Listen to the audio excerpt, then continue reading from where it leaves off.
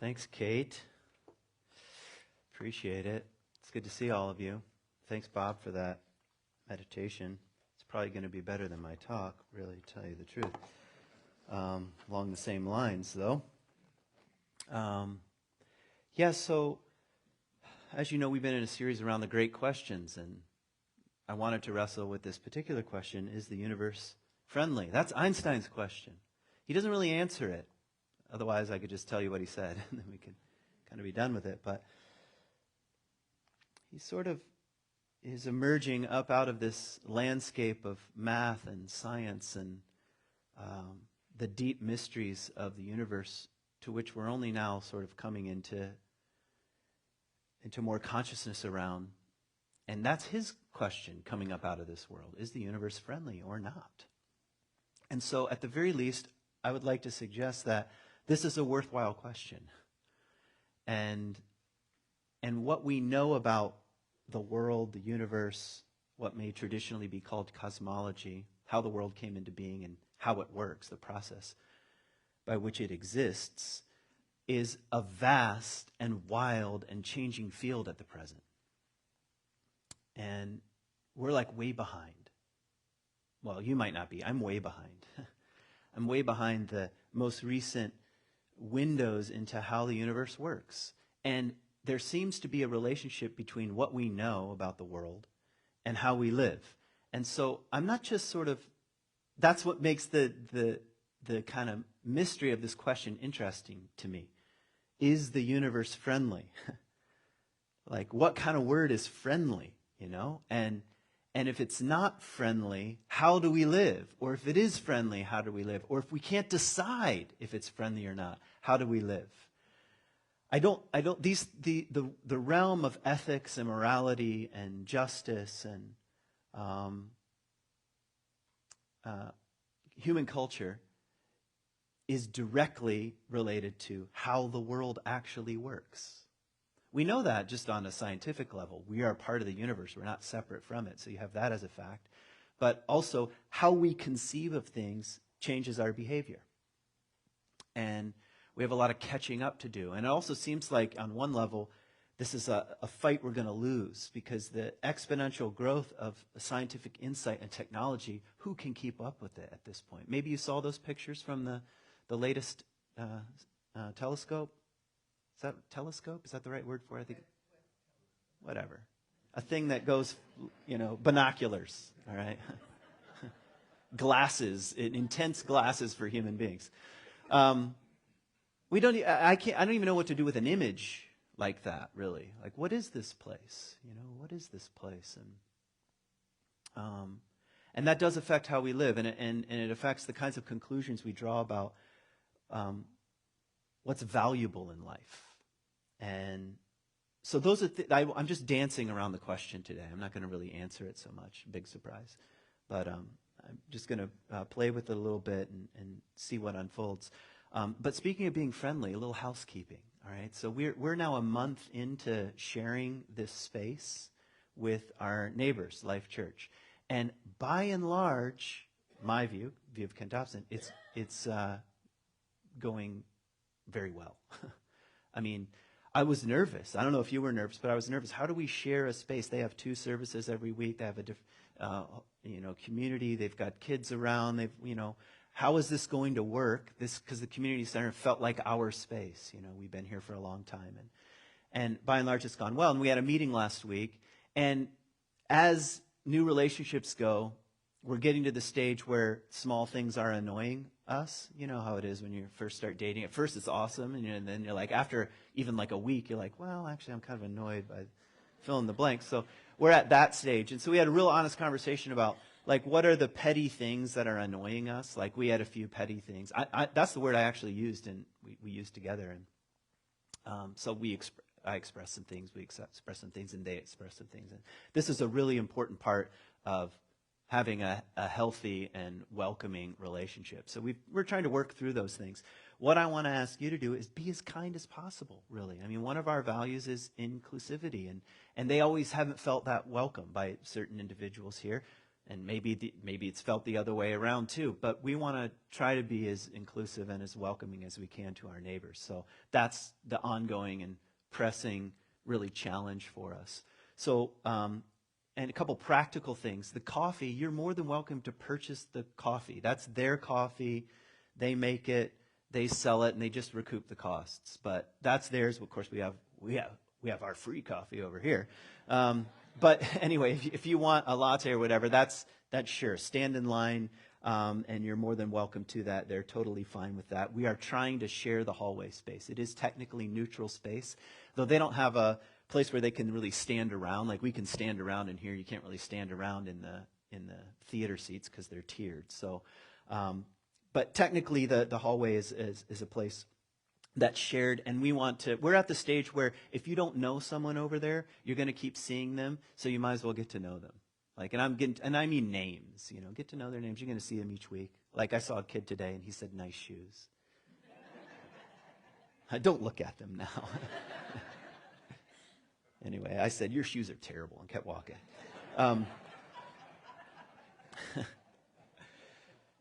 Anyway, so I'm just encouraging you to be gracious and inclusive, and we try to work through. If you do have any questions or concerns, you can come to me or any of the other leadership, and we'll talk about it. We actually have a sort of a liaison or liaisons between their community and our community, so we can just work this stuff out on a kind of one-to-one basis without involving the community center. So anyway, that's just a little housekeeping detail I wanted to start with.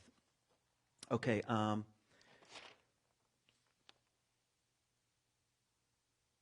Okay, I'm going to start with reading a passage here from Bertrand Russell.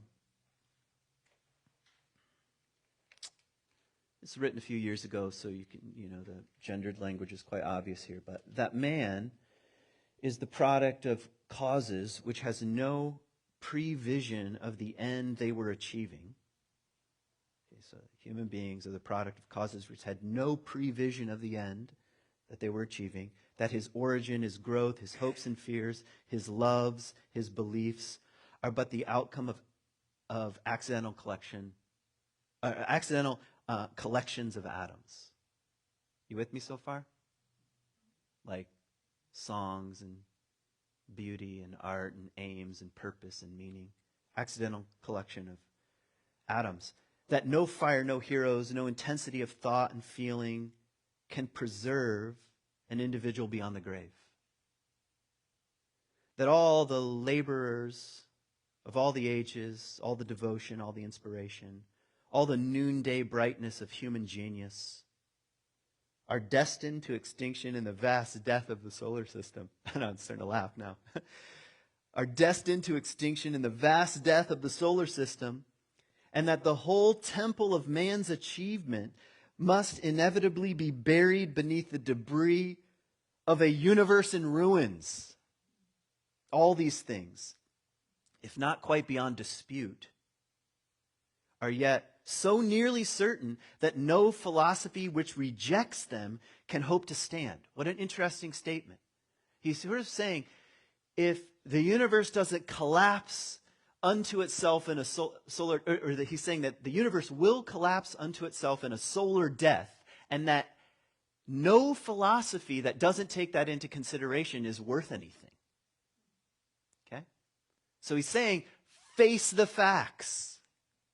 It might be true that love is the only thing being alive for, but we're also going to burn out in a solar death. Okay? Good morning. Yeah. Glad you joined us. Now, here's where he brings in a bit of the existential undertones, because this is not a fun fact to face. Wouldn't it be better if the earth was only 5,000 years old and you're going to die and go to heaven and that's just it? Wouldn't that be great? Okay. He says, only within the scaffolding of these truths, only on the first foundation of unyielding despair,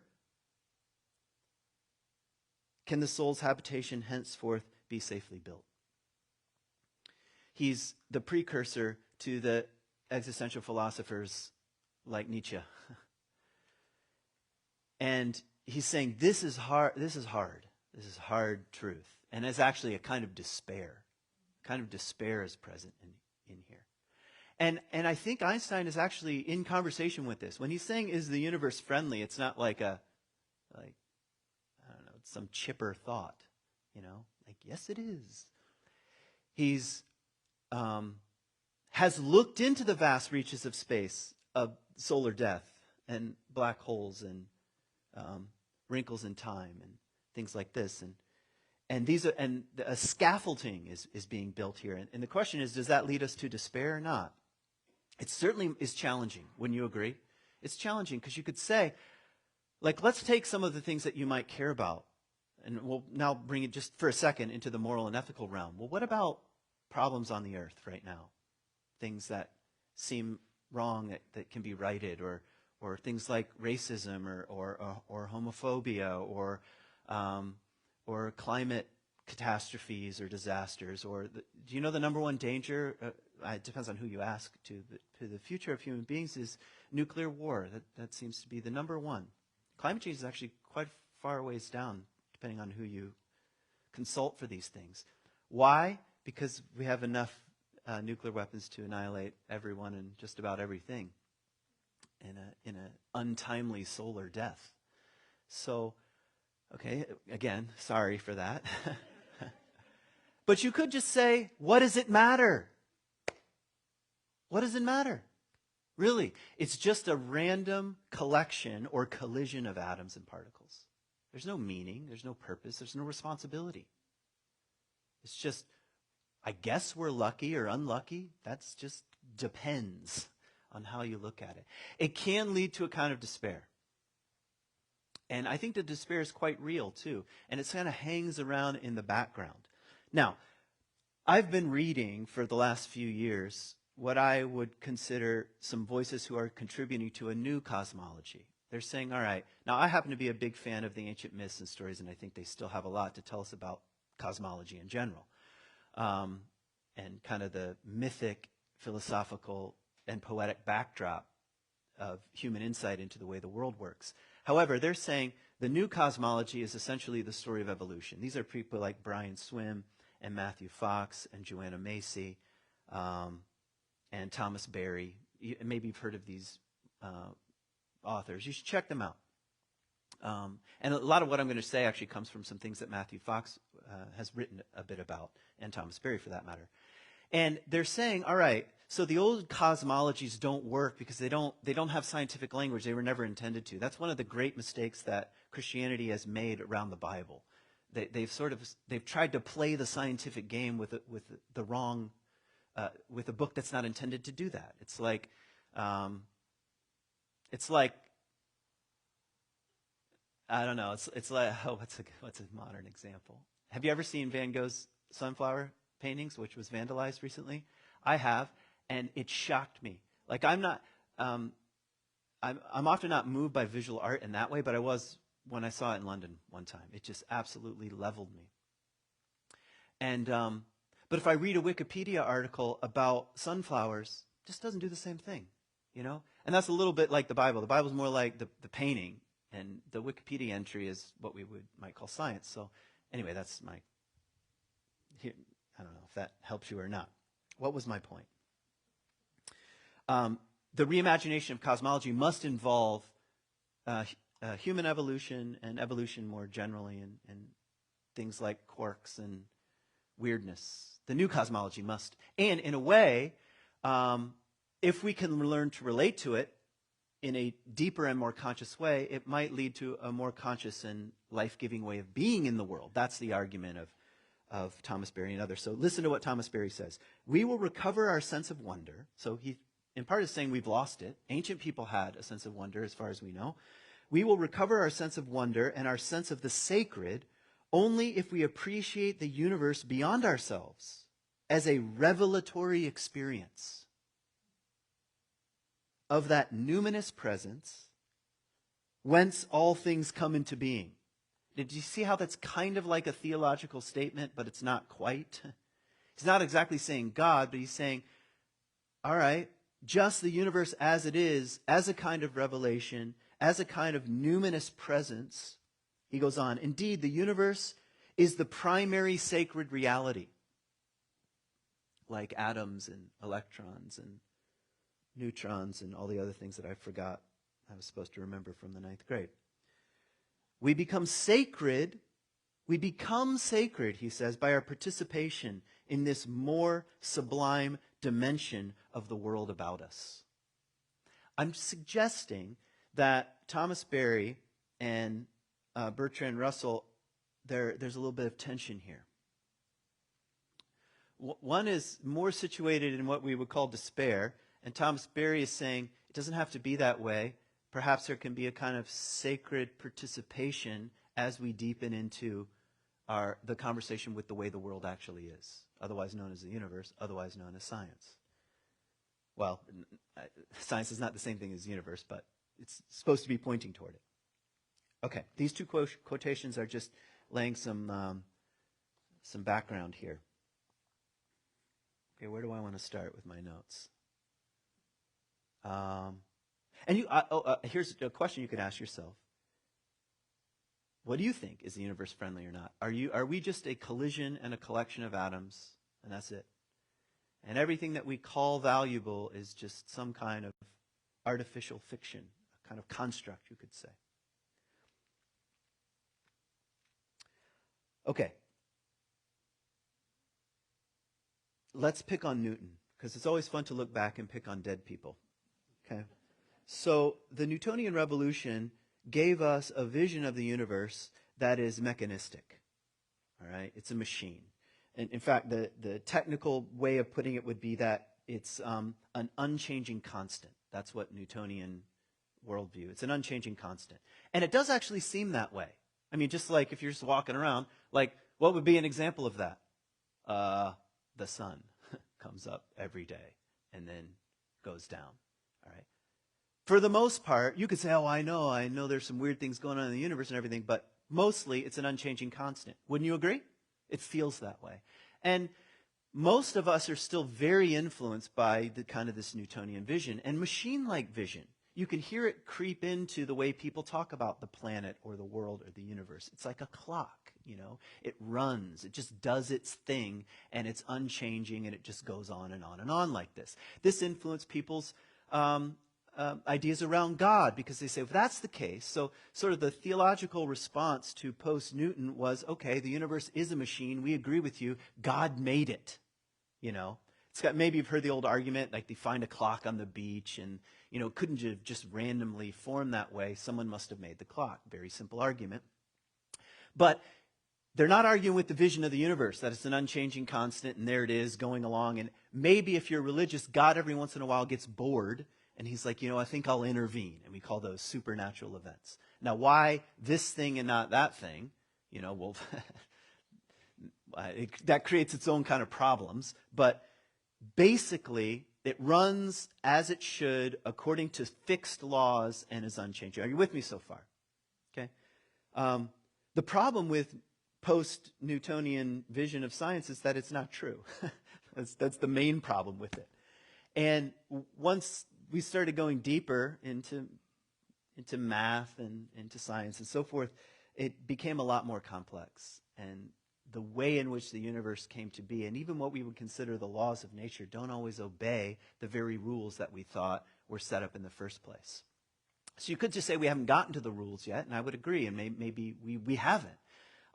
But that kind of vision has collapsed to a certain extent. And in a way, evolution, instead of an unchanging constant, evolution brings with it the idea of things change. And they move from simple to complex. You know, that's true of, you know, biological evolution. Not only do you have to ask, why is there something rather than nothing? I mean, if you want to ask that. You also have to acknowledge things move from simple to complex. You're a more complex being than an amoeba. Not by a whole lot, but by a little bit. Okay, more complex. And why is that the case? We don't exactly know. That's the why is not so much what science is interested in asking always. So, all right. So, now I want to have some fun. I want to give you some facts about the world. So this is fun with science. Fun with science, even though My area of expertise is really mythology and biblical studies in Hebrew. We'll have fun with science anyway. All right. I'd like to say what we're discovering now, the new scientific imagination, is changing the way we view the world, and I think changing questions around responsibility and consciousness in general. So, okay, here are some fun facts, party facts. New stars are being born every 15 seconds, and they're dying at about the same rate. So just think about that. A new star every 15 seconds or so is born, and about every 15 seconds, a new star dies. When I say star, I mean the sun, things like the sun. Like, that is a wild, imaginative, and weird universe. If the sun dies, it's over for us, correct? But every 15 seconds, one is dying. So what is the universe like? Is it an unchanging constant? Maybe, but in as much as it's kind of in this repetitive death and life cycle. It's dying and being reborn. And you're like that too. It's like there's a medieval idea that the internal workings of the psyche, they wouldn't have used that word, but I'm paraphrasing, is the same as the cosmos. All right? If you've ever had your chart read, that'll freak you out. All right? So the internal workings of your psyche is the same thing as the cosmos. The internal is a reflection of the external. There's this dialogue going on, and you're going to die. I hate to tell you that, but you're going to die. I'm going to die. We're just like the sun the suns of the universe every 15 seconds. And strangely enough, you consist of particles that predate you. You know, that doesn't even make any sense. I can tell you that. That makes no freaking sense at all to me. And you're going to be recycled. Like, you want to live forever? You got it. It's really going to happen. I mean, until the universe finally, I don't know if we're on the in-breath or the out-breath. Maybe there's a kind of overness to it in another 14.5 billion years. I don't know. But for the most part, you're going to live forever. You'll be reincarnated. Now, whether or not you'll be conscious of that or you'll be up in heaven playing soccer with Jesus, I have no idea. But that's a weird thing. Even if you think about religion or religions or spirituality intuiting these things and then come to find out, yeah, that seems to be the case. All right, so that's just something on stars here. Okay, so here are a few things on the solar system. Our solar system. And our solar system is part of a galaxy, right? The galaxy is the Milky Way. Have you seen the Milky Way? If you haven't seen it recently, it's still around. It's hard to see. I saw it a couple times this summer. You should make it an effort. You should make an effort once a year to see the Milky Way. It's this river of stars, and it's just magnificent. And we're just far enough away from the density of that life can exist, and life as we know it can exist. Human life, conscious life, the kind of consciousness that we have. So anyway, but we're just one of billions of galaxies. So if we shrink down the galaxy of the Milky Way into the size of a pea, and then we put it in a stadium with other galaxies, we could fill the stadium up with little peas, you know. So the universe seems big, in other words, seems big. And there we are in our solar system. And the funny thing about our solar system is that we're midway. Okay, we've reached midlife. We're midway. And so about 4.5 billion years ago, we started the in-breath. We're about midway, and about 5 billion years, maybe 6 billion years, the sun will devour the earth with its gaseous, voracious appetite. All right? And it's over. It's over. Earth is over. Now, that's kind of a long time. Don't freak out. It's not next week. But that we're midway. That's an unusual observation. We're midway in the life cycle of our particular star. And midway turns out to be a lot more interesting the deeper you look at it. Okay, what else is true about midway? Okay, the universe is expanding. Raise your hand if you knew the universe is expanding. All right, it's accelerating a little bit, as far as we know. And what's amazing right now, midway, we can see through math, so see in quotation marks, we can see the edges. We can imagine seeing imaginatively with our math the edges of the universe. We know it's its breadth. We think we know its breadth. And we can see pretty far with our telescopes, as the new telescope is proven. But because of the accelerated pace, it won't be long before our ancestors will be unable to view the universe as it is. It'll be too far gone. Doesn't matter how powerful, how advanced we are from technology, it will be out of view and it won't exist to them. They won't know it existed. They might look back at our text and say, they said it existed, but, you know, I've seen the pyramids and read Akkadian and ancient proto, what's the Proto-Hebrew script, and I read things in there, and I don't think they definitely knew what they were talking about. I think, well, they did and they didn't. Who knows? Our ancestors might think that we're full of crap, but we're not full of crap. We can just see because we're midway in this expansion. Soon it's going to accelerate beyond our capacity to see the edges of the universe. That's weird, all right? I don't know what you do with that. You can't exactly put that on Facebook. I don't even, that would take forever to type, for one thing. I don't know, but it's strange.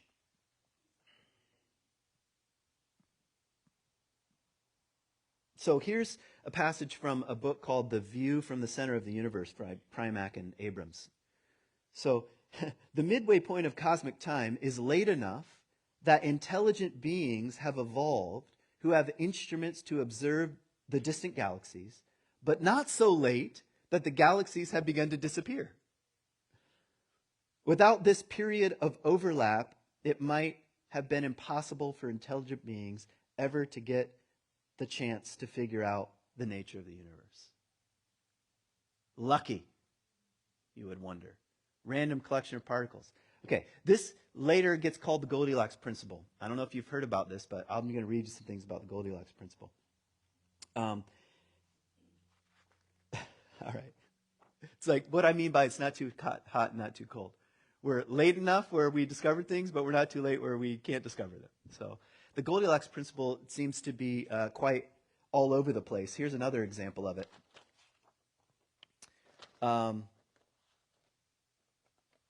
Okay, so we're midway between the size of human beings are midway between the size of a cell and the size of the earth.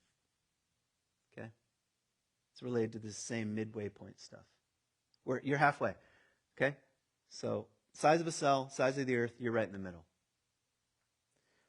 Also, a single atom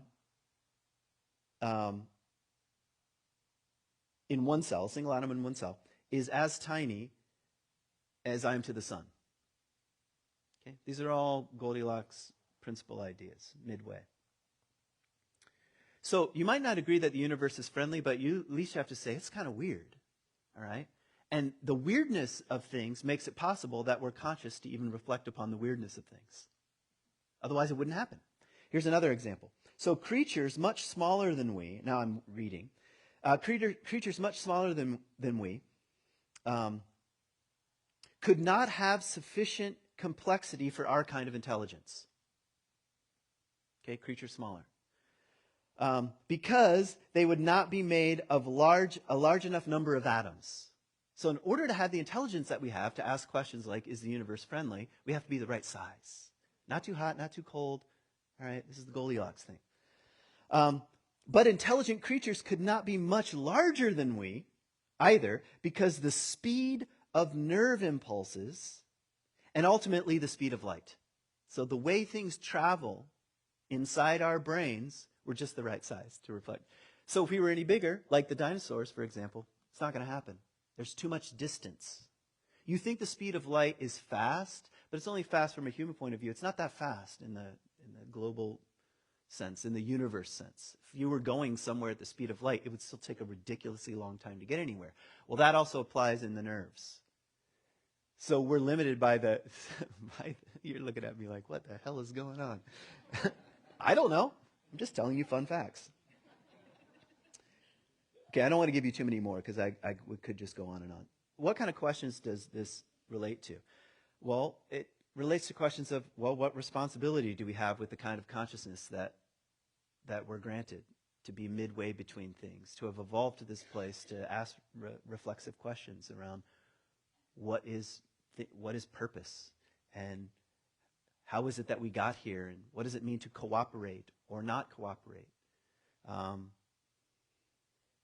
These are the questions of, I think, of the new cosmology. It's no longer a choice of I'm going to believe in old religious things or I'm going to believe in science. I don't think it works quite that way. I think we need much more emphasis on, I don't want to say scientific materialism, but let's call it the emerging fields of science. And we also have to ask questions of how then do we want to live? And that's had been, at least, largely the case of the religious domain. I'm saying these two things need to come closer together, at least in my view. So, part of the reason why I wanted to give you these just kind of strange facts about the universe is because I'm wondering something like, where does wonder, awe, or purpose fit into these things? It's ultimately a question of how shall we live. So, is the universe friendly? Here's my answer to the question. It's friendly enough that we're able to ask such a question. I mean, I don't know how else to put it. It's friendly enough that human consciousness has evolved to reflect upon the world. And if there's no consciousness, does it exist? That's a philosophical question anyway. You say, of course it exists. Well, how would you know if there's nothing to become conscious of the way things are? So it is a kind of strange and mysterious gift. And at least the domain of religion has tried to say the gift of consciousness comes with responsibility. And I want to ask the same kind of question. The gift of the latest information about the way the world works, we ought to be asking questions about what is our responsibility. Do we have some responsibility? Do you want to continue to cooperate with the way things are to make the world, I don't know, fill in the blank, more beautiful or good or true or meaningful or cooperative, or I don't know. You could say those are all social constructs and they don't mean anything. I'm still saying it forces us to ask the kind of question. So I guess I want to end with Mary Oliver's little line. She says, I don't know exactly what a prayer is. Right? I don't know exactly what a prayer is. And that's the way I feel, honestly. That's the way I feel about prayer. In a way, I feel like, I guess because of some of my religious hang-ups from the past, the word prayer makes me uncomfortable. Like if you were to ask me to pray in public, I would like have kind of a mental breakdown. Don't do it. I just freak out a little bit. And that's most of that's just my own immaturity and my hang-ups and things like that. But I get what Mary Oliver's getting at. I don't know exactly what a prayer is. But she says, but I do know how to kneel. And that's what I'm asking here about, is the universe friendly? It's friendly enough. And how shall we live? It's something like kneeling, at least in my view. It's something like kneeling. It's something like kneeling. And that might not look like for you before some deity in the clouds, but even the smallest of things that we're coming to discover about the way the world is makes you and I not the center of the universe on one level, and also an essential center of the universe. We're midway in size to become conscious of ourselves. So I think maybe that's enough said. I don't know exactly what a prayer is, but I do know how to kneel. I would like to learn how to kneel. That's maybe what I would say. Thanks for listening.